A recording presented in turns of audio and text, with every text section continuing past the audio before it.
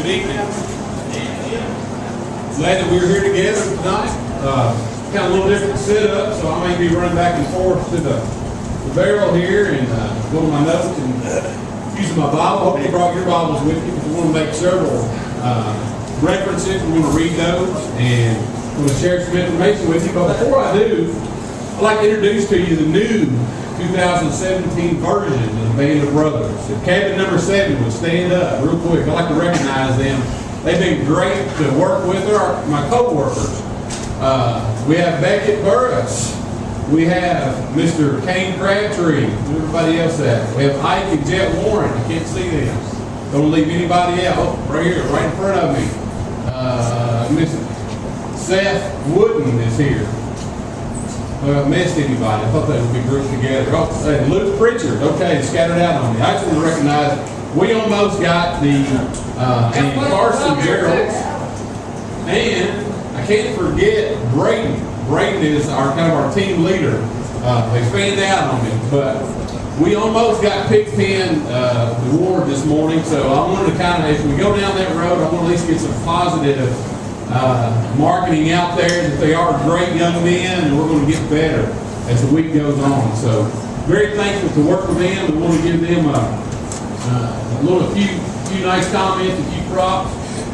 Tonight we're going to look at the book of Romans, and as it relates to something that our communities in South Central Kentucky are dealing with. With the book of Romans, though, anytime, if you all have ever given a speech or taught a class or given a lesson, you always tailor your talk to your audience. And the majority of it, obviously, we're at a youth retreat, youth camp, youth event. So that's the whole point, is I wanted to kind of share some information with our youth, but it also applies to all the adults here also. Why did Paul write the book of Romans? Why do we have the book of Romans? Well, he's seeking support from the Roman Christians, but as he was asking for financial support, some of those Roman Christians had heard some rumors of some possible false ideas or false teaching. That Paul was not teaching the truth, but Paul explained the gospel to these Roman Christians so that they will know what they will be supporting. And opinion, most scholarships agree that it's the fullest, most comprehensive statement of the gospel or the good news. Tonight's focus is be wary of people who chase foolish things. And tonight I want to talk about alcohol. That is a foolish thing. That you will, I just can't say that enough. And we're going to tie that into Romans chapter 1, verses 21 through 25 just in a minute. So, as you all are growing to adulthood, even those of you who are over 21, you all are exposed to alcohol in our community in South Central Kentucky, Northern Tennessee, anywhere you go now. So I'd like to spend a little time talking about that because you all are driving on the road. You're going to be exposed to going to places after you get out of high school. Some of you already graduated from high school. And I'd like to just kind of take some time and share some information about alcohol as it relates to Scripture. But first, I'd like to go to Romans chapter 1, verses 21 through 25.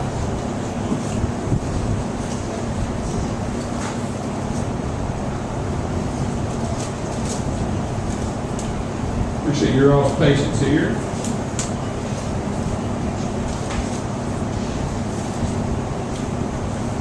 Beginning in verse 21 of chapter 1. Because although they knew God, they did not glorify Him as God, nor were thankful, but became futile in their thoughts, and their foolish hearts were darkened. Professing to be wise, they became fools, and changed the glory of the incorruptible God into an image made like corruptible man, and birds, and four-footed animals, and creeping things. Therefore God also gave them up to uncleanliness and the lust of their hearts to dishonor their bodies among themselves, who exchanged the truth of God for the lie, and worship and serve the Creator rather than the creature rather than the Creator, who is blessed forever. As we read that, I think you would agree with me that our society has exchanged the truth of God, or the God of truth, for lie, especially when it comes to alcohol. How many times do people tell you that it's fine? This morning in our class, we talked about right now the NBA Finals, and I know it's going on. We won't probably be able to watch that tonight. But the majority of those alcohol commercials, those beer commercials, those liquor commercials, when do they take place? During ball games, during tournament time, during Saturdays, during college football, Monday night football, Thursday night football, and you get the idea. But it's to market to you. It's to market to me. It's to market to all of us and convince you that it's totally fine, that it's all okay. We know that our society has traded the truth for a lie. But us as Christians, we cannot allow that to happen. We cannot follow the world. Go to Romans chapter 1, verses 29 through 32. If you hop down. Being filled with all unrighteousness, sexual immorality, wickedness, covetousness, maliciousness, full of envy, murder, strife, deceit, evil-mindedness. They are whisperers, backbiters, haters of God, violent, proud boasters, inventors of evil things, disobedient to parents, undiscerning, untrustworthy, unloving, unforgiving, unmerciful. All are who, knowing the righteous judgment of God, that those who practice such things are observing of death, not only do the same, but also approve of those who practice them. That's a pretty ugly explanation, pretty ugly list of sins that the world deals with even today in 2017. We see people being prideful and rebellious. When you partake of alcohol, when you permit that, what you permit, you promote. That makes sense. Let that sink in. What you permit, you promote. I've had people tell me, well, I don't drink, but I don't mind if you do. And it's kind of like they think they're getting themselves off the hook. But what you permit, you promote. We see people in our society today that are prideful, full of themselves, full of pride, and rebellious against God, which creates rebellion in our society and creates more set of problems that we have today. Why talk about the sin of alcohol? I live with a soon-to-be 15-year-old and a 13-year-old. Now, I'm not naive. I know in a few years, if they want to start talking about driving a car, got to get a job first, but start driving a car, get on the road, become 18, graduate from high school, 21, all those kind of things. You have to be 21 to purchase alcohol. And they are being, it's like you're being marketed towards.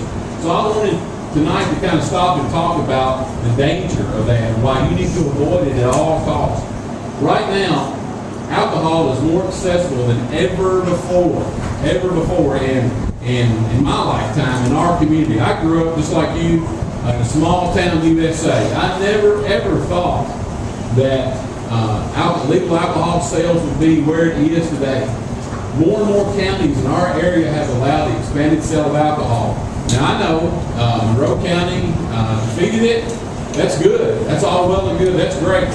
But the bad news is, in 5 years, 7 years, it's not going away. It'll come back. I know Allen County's dealt with it. And they were successful to push it back. But the devil never stops.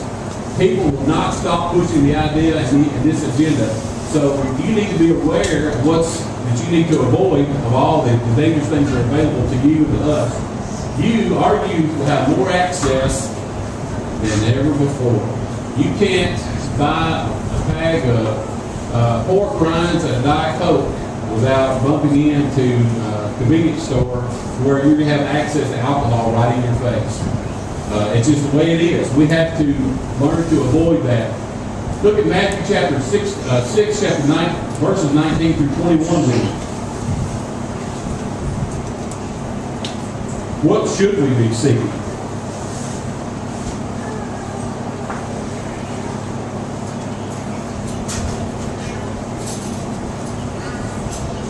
Do not lay up for yourselves treasures on earth, where moth and rust destroy, where thieves break in and steal. But lay up for yourselves treasures in heaven, where neither moth nor rust destroys, and where thieves do not break in and steal. Verse 21, for where your treasure is, there your heart will be also. Alcohol is not a treasure. I talk about the county that I grew up in, that I'm from, and probably live there the rest of my life, probably. I read in our local newspaper the other day, there are 27, it's published, I'm not making it up, there are 27 different establishments in our little small town USA that sell alcohol legally. That blows my mind. We don't have that many grocery stores in our county. That tells me that in our county, the majority of the people rather drink is eat. We don't have any restaurants in our county. And we have, unfortunately, there's more access, more availability of alcohol than ever in my lifetime. And I'm not that old.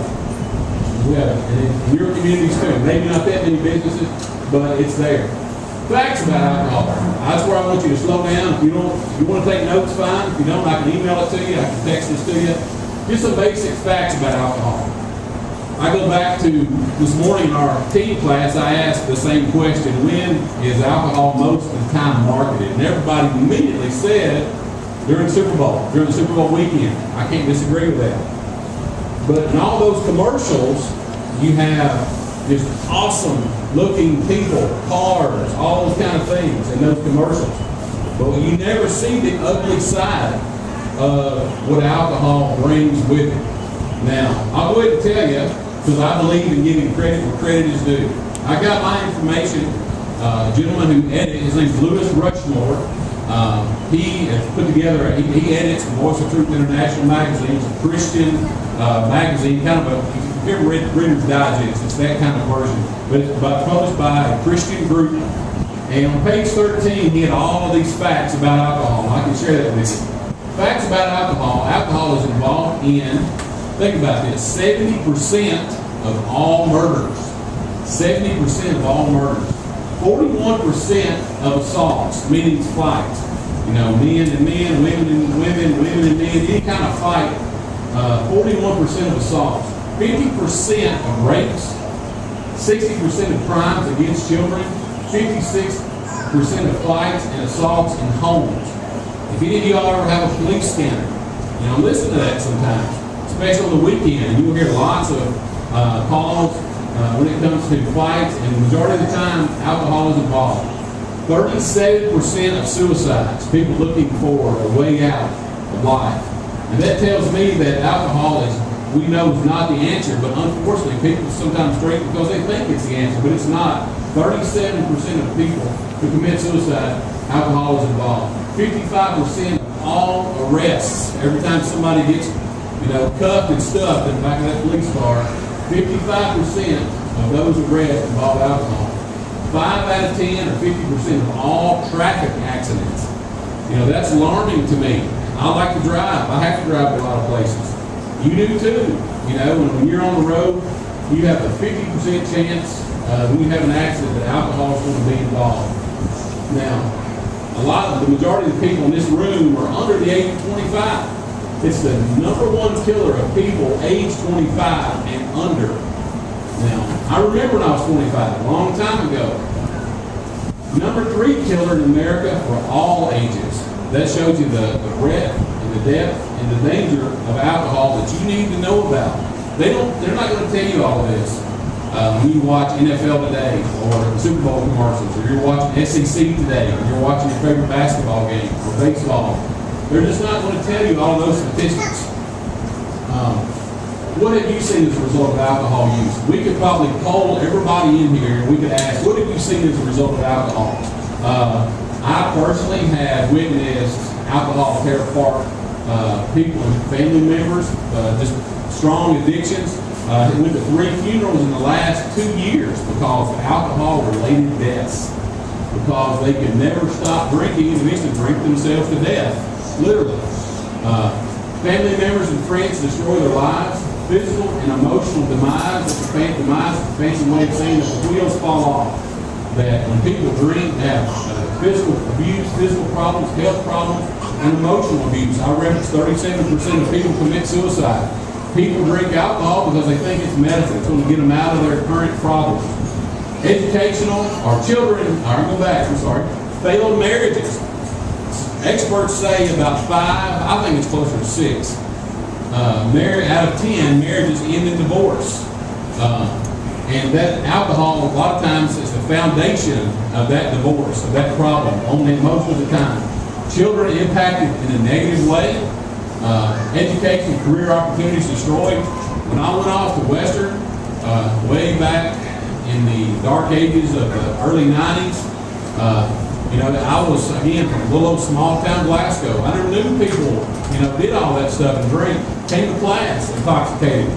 And I saw so many people never graduate, never got that degree, never got that job, and ended up with a lot of student loan debt, I'm sure.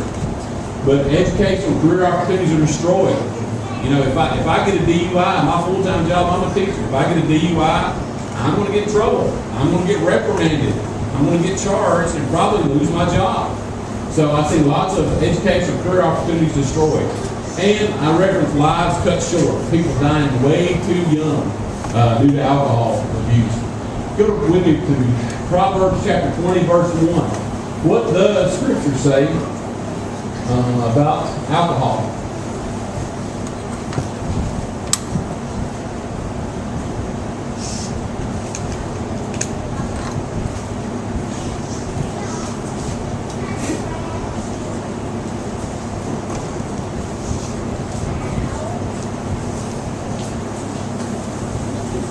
Proverbs chapter 20,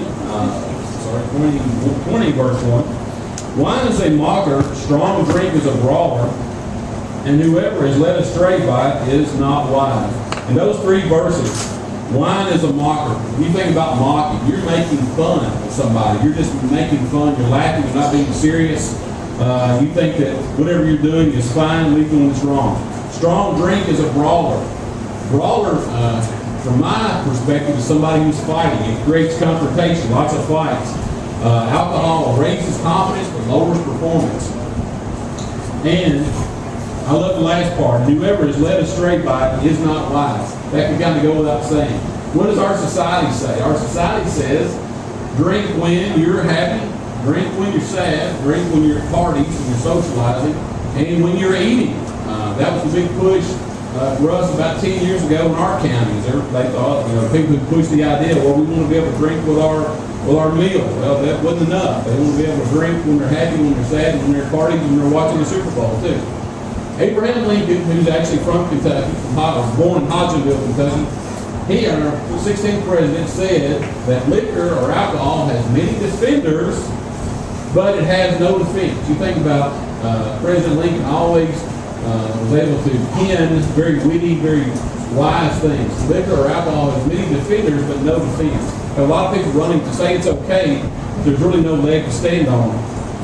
Because we look at the evidence and the facts. And lots of people go, well, what about Jesus? Jesus turned water into wine, right?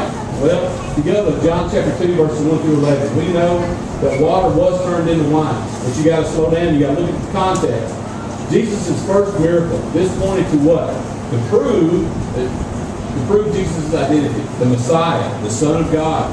How do we know? If you go to John chapter 20, look at verse 30 and 31.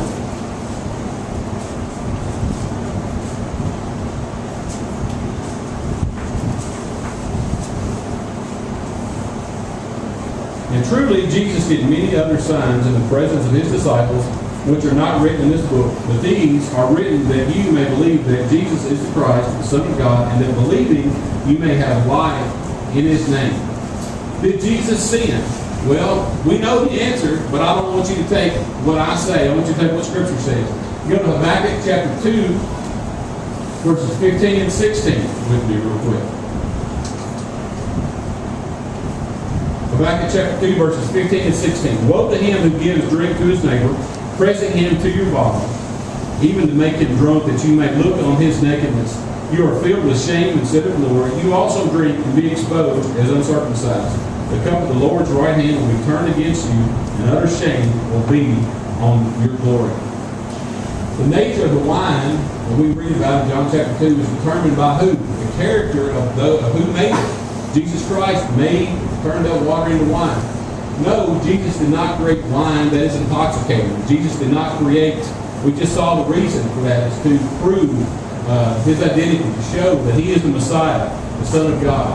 So many will try to turn and twist and manipulate. But Habakkuk chapter 2, verses 15 and 16 plainly says that when you do that, when you drink wine or you ask somebody else to drink, you're committing sin. Do you know the facts? Not to veer off just for a second. You think about Pontius Pilate. He presided over the trial of Jesus Christ. Excuse me. And his execution. Pilate could not find Jesus guilty of anything. Not anything at all. Look at John chapter 18, verse 38, John chapter 19, verse 6. He says, I cannot, and I'm paraphrasing, I cannot find him guilty of anything. He's not guilty of anything. Jesus found innocent, but Pilate persevered and was pressured to persecute Jesus. But here's something else we know. Pilate's wife, Matthew chapter 27, verse 19, sent him a warning not to kill this just man. So he had the facts. Jesus was innocent. Jesus was not guilty of anything. And even his own wife, his spouse, said, do not kill this just man. How many times, for those of us that are married, have we ignored our spouse's direction and advice? And it didn't turn out well for us. Just like the same thing with Pilate. Pilate ignored the facts. Now, you have the facts about alcohol. I can show you book, chapter, and verse. I can show you statistics and the studies. So hopefully, when you are presented with the opportunity to drink, to buy alcohol, I'm hoping that these facts will come running back to your mind. If you go to Proverbs chapter 23, excuse me, verses 31 through 32.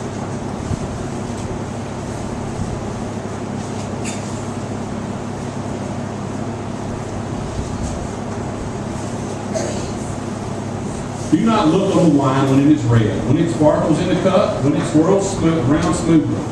And the last, it bites like a serpent and stings like a viper. You can examine Scripture just as we have the last few minutes. Alcohol is like other sins in the fact that starting out, it feels good. It doesn't hurt. There's no pain. You fit in. You're accepted. And you think that it just makes all the problems better. But what always happens with sin, it always takes you farther than you want to go. If you're familiar with the prodigal son, I reference that probably more times than I should in different Bible classes. It's my favorite parable. Where the prodigal son went away to a faraway country. The faraway country represented sin. It took him farther than he ever wanted to go. He just wanted to leave home and do what he wanted to do. Same thing with alcohol and the prodigal son. He was seeking the world's treasure. How many times this morning I asked the question, what is a barrier to your Christian growth and your Christian influence? And our high school guys were really good. They said materialism, chasing wealth, wanting all of the big things of life with a big price tag and a lot of dollar signs and name brand things. When we seek the world's treasure, we are giving up God's treasure. So I want to offer the invitation that if you've been chasing the world's treasure, the things that are sinful, that do not matter, that take you farther than you want to go, I'm hoping that alcohol is not one of those. But if it is, you can always stop, you can repent, and you can come back. We'll pray with you. We'll do everything that we can to help you as we stand and sing.